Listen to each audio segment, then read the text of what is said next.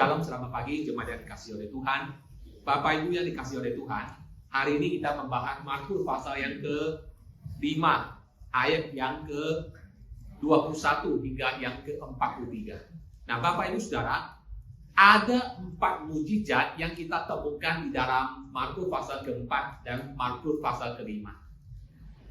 Di dalam minggu-minggu yang lalu kita sudah belajar mujizat yang Tuhan Yesus lakukan yang pertama, yaitu ketika Tuhan Yesus meneduhkan badai topan ketika murid-murid berada di tengah-tengah laut Galilea.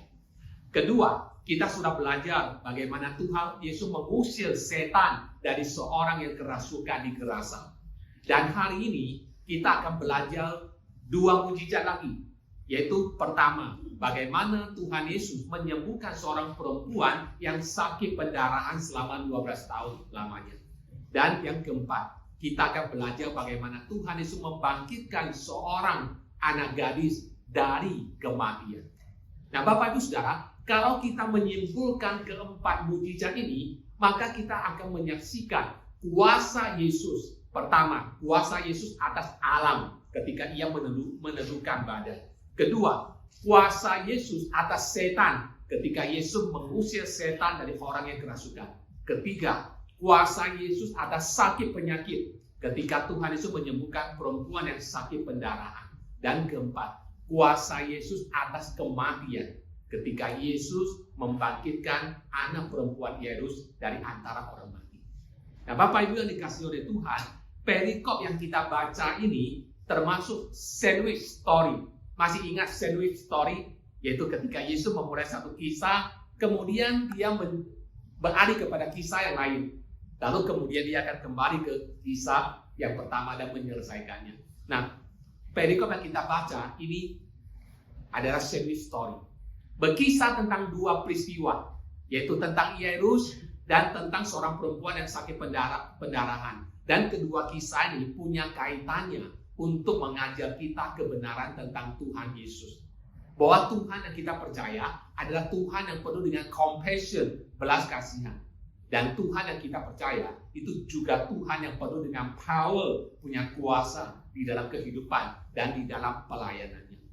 Bapak Ibu Saudara, ada orang yang percaya bahwa Tuhan itu berkuasa. Tetapi ia tidak yakin bahwa Tuhan memiliki compassion, belas kasihan. Sebaliknya, ada orang yang percaya Tuhan itu penuh dengan compassion, belas kasihan.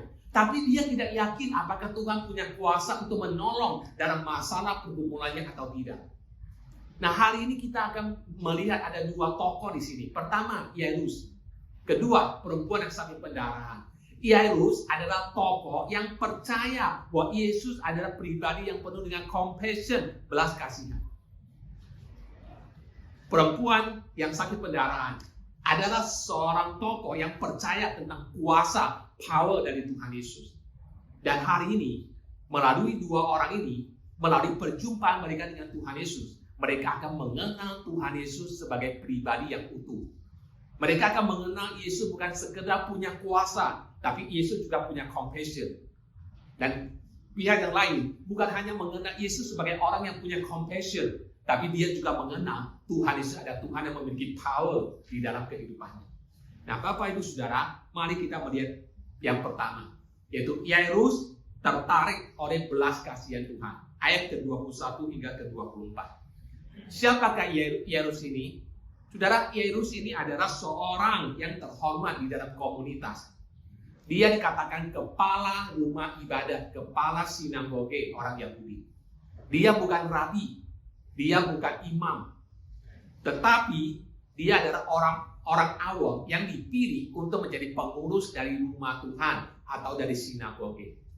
Biasanya yang dipilih adalah orang yang terhormat, yang reputasinya baik, yang terpandang di tengah-tengah masyarakat. Dan Yairus adalah salah satu orang tersebut. Tetapi Bapak Ibu Saudara, sekalipun Yairus memiliki posisi yang begitu tinggi, reputasi yang begitu baik, dikenal oleh masyarakat, tapi ia memiliki sebuah pergumulan yang tidak bisa ia selesaikan. Apa masalah yang ada pada Yairus? Yairus punya satu putri, dan dikatakan putrinya itu sedang sakit dan sekarat. Putrinya sedang sakit dan sekarat. Kita tidak tahu sakit putrinya itu apa, tidak dikasih tahu. Dan kita juga tidak dikasih tahu sudah berapa lama putrinya sakit. Yang jelas, putrinya dalam kondisi sakit parah, dalam kondisi sekarat. Nah, Bapak Ibu Saudara kasih Tuhan, ketika Yairus berjumpa dengan Tuhan Yesus, maka ayat 22 hingga 23 mengatakan, ketika ia melihat Yesus, tersungkurlah ia di depan kakinya dan memohon dengan sangat kepadanya, anakku perempuan sedang sakit, hampir mati. Datanglah kiranya dan letakkanlah tanganmu atasnya, supaya ia selamat dan tetap hidup. Bapak Ibu Saudara, kita melihat di sini Yairus dalam kondisi desperate. Dia dalam kondisi putus asa. Dia dalam kondisi tidak tahu apa yang harus dilakukannya. Seolah-olah dia tidak punya opsi yang lain, jalan keluar lain, menghadapi putrinya yang sedang sakit keras dan hampir mati. Bapak Ibu Saudara, ketika di dalam hidup ini kita menemukan bahwa kita dalam kondisi desperate, dalam kondisi di mana tidak ada way out, tidak ada jalan keluar, mari kita datang kepada Tuhan Yesus. Karena Tuhan Yesus tidak pernah akan membuang kita, Dia tidak pernah akan menolak kita. Tuhan Yesus di dalam Yohanes pasal ke-6 ayat ke-37 pernah mengatakan satu kalimat, barang siapa yang datang kepadaku tidak akan kubuang. Barang siapa yang datang kepadaku tidak akan kubuang. Di tengah-tengah kondisi desperate, di dalam kondisi yang tidak punya harapan, tidak punya pertolongan, opsi yang lain, dikatakan Yairus ini datang kepada Tuhan. Ia tinggalkan semua pride-nya. Dia dengan rendah hati dia tersungkur di depan kaki Tuhan. Seorang pemimpin agama, kepala rumah ibadah, tersungkur di depan kaki Tuhan Yesus dan memohon pertolongan Tuhan. Memohon pertolongan Tuhan demi siapa? Demi putrinya. Di dalam terjemahan Inggris dikatakan my little daughter, putriku yang kecil. Usia putrinya 12 tahun, artinya tidak kecil lagi, sudah remaja. Tapi bagi Yairus, putrinya itu tetap ada putriku yang kecil. Menandakan betapa dekatnya, betapa preciousnya putrinya ini bagi dia. Dan kalau kita membaca kisah yang sama di dalam Injil Lukas, Lukas memberikan keterangan putri satu-satunya. Artinya Yairus hanya punya satu putri, dan putri satu-satunya ini sedang sakit dan dalam kondisi sekarat. Jadi kita bisa merasakan perasaan hancur hati, kesedihan yang mendalam dari Yairus melihat kondisi putrinya. Bapak Ibu Saudara dikasih Tuhan, Yairus sudah banyak dengar tentang Yesus. Bagaimana Yesus melayani di sepanjang pesisir Danau Galilea. Dan Yesus menyatakan belas kasihan kepada banyak orang. Itu sebabnya Yairus mempercayakan seluruh hidupnya, mempercayakan seluruh harapannya kepada Tuhan Yesus, memohon belas kasihan Tuhan. Supaya Tuhan Yesus datang menyembuhkan putri. Dan kita membaca dalam kisah ini, Tuhan Yesus mau. Tuhan Yesus willing dengan compassion, dia mau pergi. Di tengah-tengah kesibukannya, Tuhan Yesus mau menyediakan waktu, pergi ke rumah Yairus untuk menyembuhkan putrinya. Untuk menyembuhkan putri Yairus yang sedang sakit. Dan banyak orang ikut serta bersama dengan Tuhan Yesus. Ingin menyaksikan apa yang akan Tuhan Yesus lakukan bagi putri Yairus yang sedang sakit. Oke, sampai di sini kita lihat poin kedua. Seorang perempuan yang tertarik dengan kuasa Tuhan Yesus. Ayat ke-25 hingga 34. Dalam perjalanan Tuhan Yesus menuju ke rumah Yairus, di tengah jalan dikatakan, ada banyak orang berkerumun. Dan di tengah-tengah orang banyak ini, ada seorang perempuan yang juga ingin berjumpa dengan Yesus. Dan ingin disembuhkan oleh Tuhan Yesus. Di dalam ayat 25 dikatakan, perempuan itu sudah 12 tahun sakit pendarahan. Dan ini berarti sakit dari perempuan ini usianya sama dengan usia dari putri Yairus. Ya, putri Yairus usianya 12 tahun. Sedangkan perempuan ini sakit pendarahan selama 12 tahun. Sama seperti putri Yairus, kita tidak tahu apa sih penyebab dari sakit pendarahan perempuan ini. Apa sih sebetulnya dia alami? Yang jelas adalah sakitnya ini membuat dia begitu menderita. Sakitnya itu membuat dia menjadi najis atau menjadi tidak tahir. Sehingga selama 12 tahun ini, perempuan ini tidak bisa pergi ke bait suci. Selama 12 tahun ini, dia tidak bisa pergi ke rumah Tuhan untuk beribadah, mengikuti segala tradisi agama orang Yahudi. Dia tidak bisa melakukan semua itu. Kenapa? Karena dia pendarahan. Dia tidak tahir. Dan dikatakan kondisinya ini sebetulnya sudah cukup lama dan cukup parah, serius. Itulah sebabnya ia berusaha untuk mencari pengobatan. Ia pergi ke dokter ini, ia pergi ke tabib itu. Tetapi sekian lama tidak kunjung sembuh. Bahkan dikatakan apa? Kondisinya menjadi tambah parah, sakitnya menjadi tambah parah. Seluruh uangnya, tabungannya sudah dikuras habis untuk berobat, tetapi tidak ada hasilnya. Saat ini dia dalam kondisi juga desperate, dalam kondisi tidak punya jalan keluar, dalam kondisi tidak punya pertolongan, dalam kondisi tidak punya opsi. Seperti Yairus, dia juga mengalami kondisi di mana dia tidak punya apa-apa. Maka di tengah-tengah kondisi desperate-nya, ia datang kepada Tuhan Yesus. Ia datang kepada Tuhan Yesus. Wanita ini sudah dengar tentang kisah pelayanan Tuhan Yesus. Bagaimana Tuhan Yesus menyembuhkan orang-orang banyak, orang-orang sakit. Dan dia yakin akan kuasa Tuhan. Tetapi yang menjadi concern dia adalah, dia tidak ragu bahwa Tuhan Yesus sanggup menyembuhkan. Dia tidak ragu Tuhan Yesus punya kuasa untuk menyembuhkan. Tetapi yang menjadi concern-nya adalah, apakah Tuhan Yesus mau menolong dia atau tidak? Apakah Tuhan Yesus mau peduli dengan dia atau tidak? Dia seorang perempuan yang bukan siapa-siapa. Apalagi saat ini dia dalam kondisi najis. Dia dalam kondisi tidak tahir. Apakah Tuhan Yesus mau dekat-dekat dia atau tidak? Itu yang menjadi concern-nya, saudara. Dan karena dia tidak yakin apakah Tuhan Yesus mau menerimanya, memperhatikan dia atau tidak, maka dia menempuh satu jalan, yaitu apa? Dia berusaha untuk berjuang di tengah-tengah orang banyak untuk mendekati Tuhan Yesus. Dan dia berpikir, asal aku jamah saja jubahnya, aku pasti sembuh. Dia tidak ragu dengan kuasa Tuhan. Sehingga ia percaya, asal ku jamah jubah saja, aku pasti sembuh. Itu imannya tentang kuasa Tuhan. Tapi yang menjadi concern dia adalah, apakah Tuhan Yesus mau menolong dia atau tidak?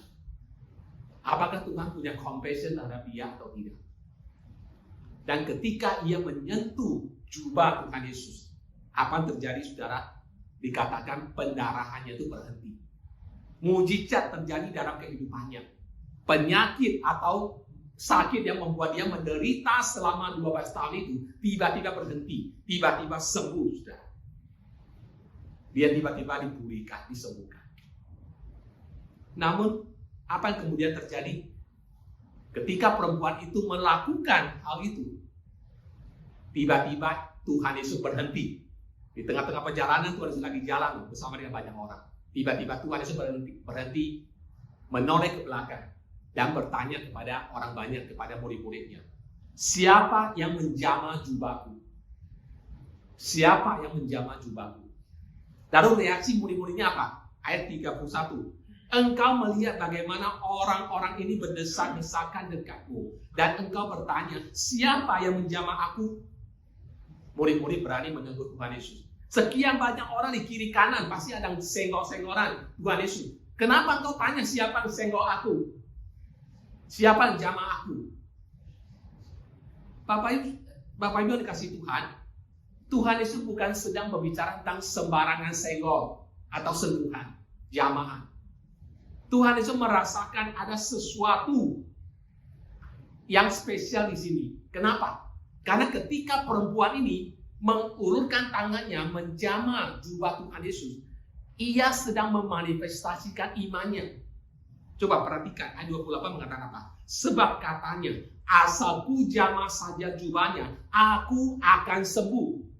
Jadi ketika perempuan ini menjamah jubah Tuhan Yesus, ia sedang memanifestasikan imannya akan kuasa Tuhan Yesus yang mampu untuk menyembuhkan. Sehingga ketika perempuan itu menjamah jubah Tuhan Yesus merasakan seperti ada kekuatan dari dirinya yang keluar. Ada power dari dirinya yang keluar, yang tersedot. Sehingga Tuhan Yesus menoleh ke belakang dan bertanya, siapa menjamah aku? Ini bukan jamaah biasa. Ini bukan senggolan biasa. Tetapi ini ada sebuah peristiwa atau manifestasi dari iman seorang manusia terhadap dia. Sehingga Yesus merasakan ada kuasa yang keluar dari dirinya. Bapak Ibu Saudara, mungkin kita berpikir, karena ngapain Tuhan Yesus nanya-nanya? Bukankah Tuhan Yesus tahu apa yang terjadi? Betul, Tuhan Yesus tahu. Tuhan Yesus tahu sakit pendarahan perempuan ini. Tuhan Yesus tahu penderitaannya. Dan Tuhan Yesus juga tahu saat ini dia sudah sembuh. Dan Tuhan Yesus bersukacita. Tapi kenapa Tuhan Yesus tanya? Karena Tuhan Yesus tahu perempuan ini percaya akan kuasa Yesus. Tapi perempuan ini meragukan akan compassion dari Tuhan Yesus. Itulah sebabnya ia tidak berani maju ke depan dan memohon kepada Tuhan, Tuhan sembuhkan saya. Ia tidak melakukan itu. Ia lakukannya secara diam-diam karena ia tidak berani berhadapan dengan Tuhan, karena ia meragukan compassion dari Tuhan Yesus. Apakah Tuhan Yesus mau dekat-dekat dia? Apakah Tuhan Yesus mau menyatakan belas kasihan kepadanya? Itu yang dia ragukan. Dia tidak meragukan kuasa Tuhan. Yang dia ragukan adalah belas kasihan Tuhan. Maka Tuhan Yesus bertanya hal itu. Siapa yang menjamah jubahku? Tuhan Yesus ingin perempuan ini maju ke depan dan berani berhadapan dengan dia, supaya perempuan ini mengenal bahwa Yesus bukan hanya punya kuasa menyembuhkan, tapi Yesus juga punya compassion, belas kasihan terhadap perempuan ini. Itu sebabnya Tuhan Yesus memberikan kesempatan kepada perempuan ini untuk maju ke depan. Apa yang kemudian terjadi ayat 33? Perempuan itu yang menjadi takut dan gemetar ketika mengetahui apa yang telah terjadi atas dirinya, tampil dan tersungkur di depan Yesus dan dengan tulus memberitahukan segala sesuatu kepadanya. Perempuan itu yang mungkin sedang ketakutan, kaget dengan apa yang terjadi kepadanya, dan juga takut ketika Yesus bertanya, siapa menjamah aku? Dia mungkin berpikir Tuhan Yesus akan memarahi dia dan sebagainya, menegur dia, atau jangan-jangan Tuhan Yesus akan mengambil kuasa kesembuhan itu daripadanya. Dia tersungkur di depan Tuhan Yesus. Lalu apa respon Tuhan Yesus? Dengan ramah dan lembut Tuhan Yesus berkata dalam ayat ke-34, hai anakku, imanmu telah menyelamatkan engkau. Pergilah dengan selamat dan sembuhlah dari penyakitmu. Bapak Ibu Saudara, perhatikan. Ini adalah satu-satunya peristiwa yang dicatat di dalam Alkitab, di mana Tuhan Yesus memanggil seorang perempuan dengan panggilan my daughter, putriku. Ini tidak pernah muncul di bagian Alkitab lain. Hanya satu-satunya peristiwa yang dicatat di sini, di mana Yesus pernah memanggil seorang perempuan dengan panggilan putriku, my daughter, kecuali kepada perempuan yang sakit pendarahan. Sama seperti anak perempuan Yairus, begitu precious, begitu berharga, begitu dicintai dan dikasihi oleh Yairus. Begitu juga Tuhan Yesus begitu mengasihi, mencintai perempuan yang sakit pendarahan ini. Dan Tuhan Yesus memanggil dia sebagai my daughter, putriku. Sebagai apa? Sebagai wujud dari compassion Tuhan, passionnya Tuhan, affectionnya Tuhan terhadap perempuan ini. Tujuannya apa? Supaya perempuan ini mengenal Yesus bukan hanya sebagai pribadi yang punya kuasa untuk menyembuhkan. Wanita yang sakit pendarahan ini tidak meragukan kuasa Tuhan. Dia telah memanifestasikan imannya begitu luar biasa.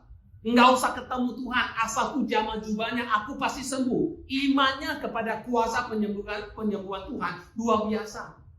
Tetapi yang menjadi concernnya adalah apakah Tuhan punya compassion atau tidak. Dan ternyata dia belajar di sini. Tuhan Yesus juga punya compassion, belas kasihan kepadanya. Bahkan Tuhan Yesus memanggil dia sebagai putriku, my daughter. Menyatakan betapa besar kasih Tuhan kepadanya. Oke, sekarang kita masuk ke poin yang terakhir, poin ketiga.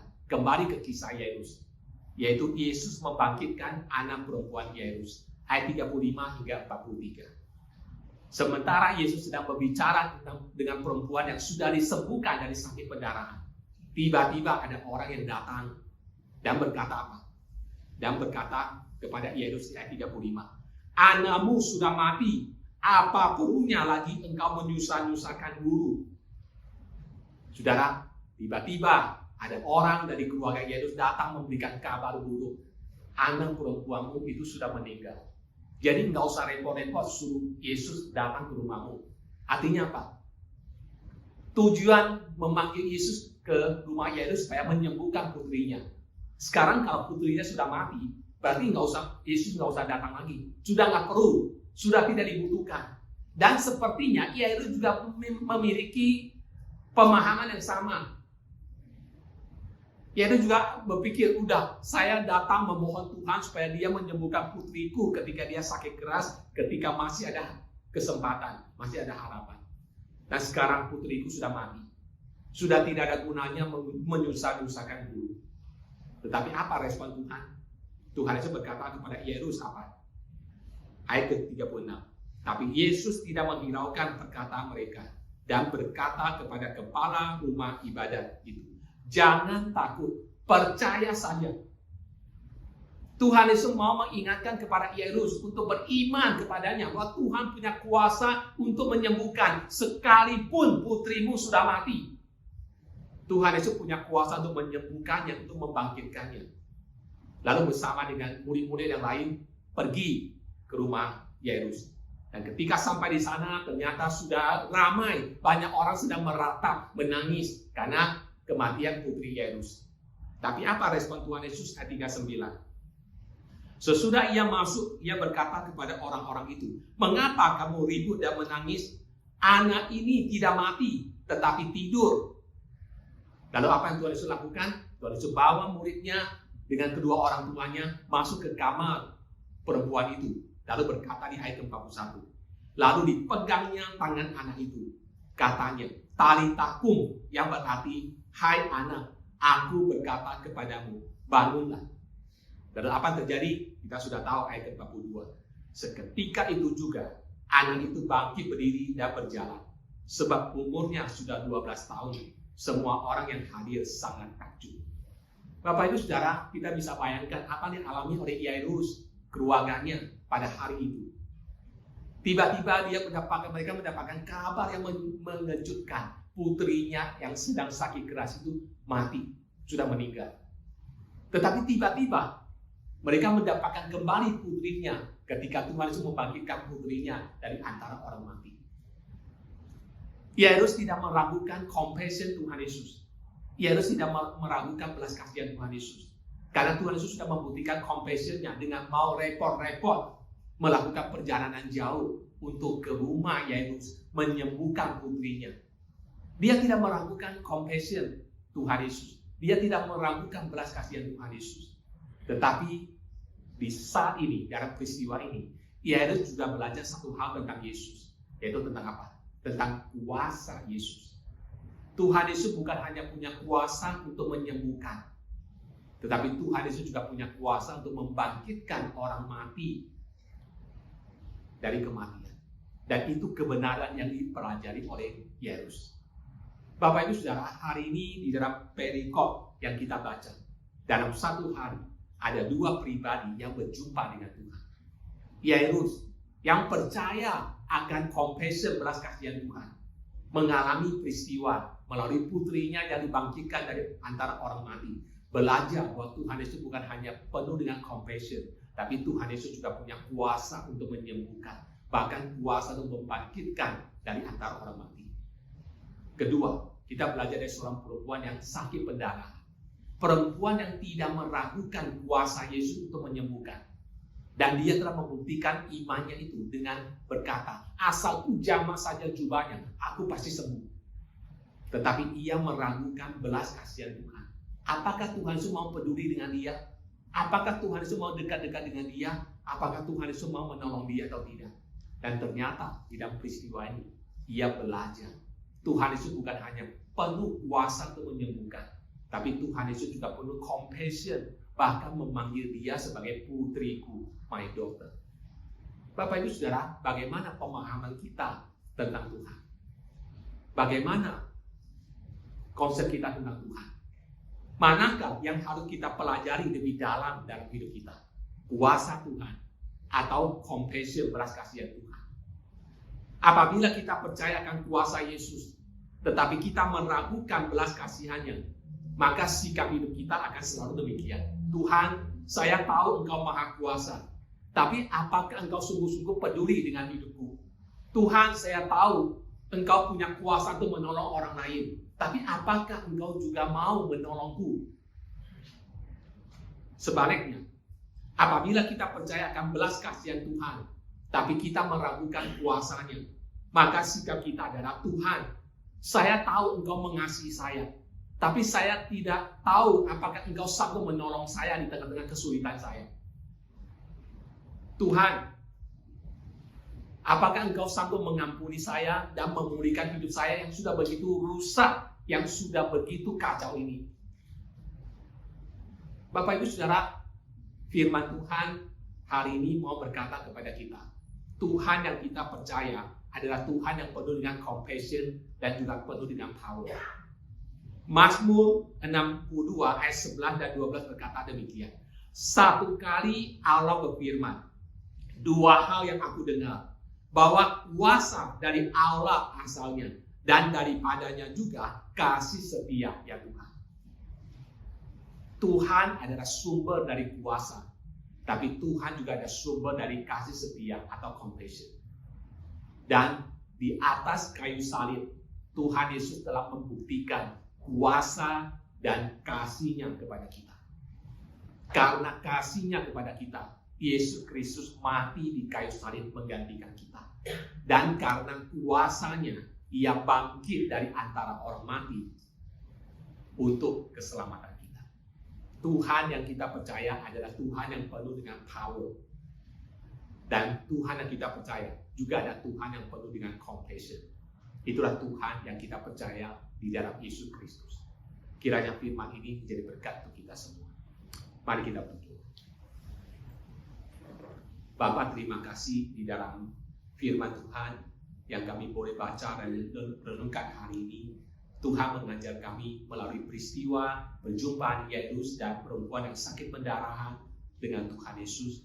Mengajar kami Tuhan, bahwa Tuhan yang kami percaya adalah Tuhan yang penuh dengan compassion, penuh dengan belas kasihan, yang selalu membuka tangannya, menolong mereka yang sudah desperate, menolong mereka yang sudah tidak punya harapan dan pertolongan. Tetapi pada saat yang sama kami bersyukur, karena firman Tuhan juga mengajar bahwa Tuhan yang kami percaya, juga ada Tuhan yang penuh dengan power, Tuhan yang penuh kuasa, untuk menyelesaikan apapun pergumulan yang ada dalam kehidupan setiap manusia. Terima kasih Bapa. Kiranya sebagai anak-anak-Mu, kami boleh bertumbuh dalam iman kami boleh bertumbuh dalam keyakinan kami akan Kristus. Bahwa Tuhan yang kami percaya adalah Tuhan yang penuh dengan compassion, dan Tuhan yang kami percaya juga ada Tuhan yang penuh dengan kuasa. Dan telah membuktikan kuasa dan compassion-Nya itu di atas kayu salib untuk kami. Terima kasih Bapa. Kami berterima kasih untuk firman-Mu. Kami berdoa dan bersyukur di dalam nama Tuhan Yesus. Amin.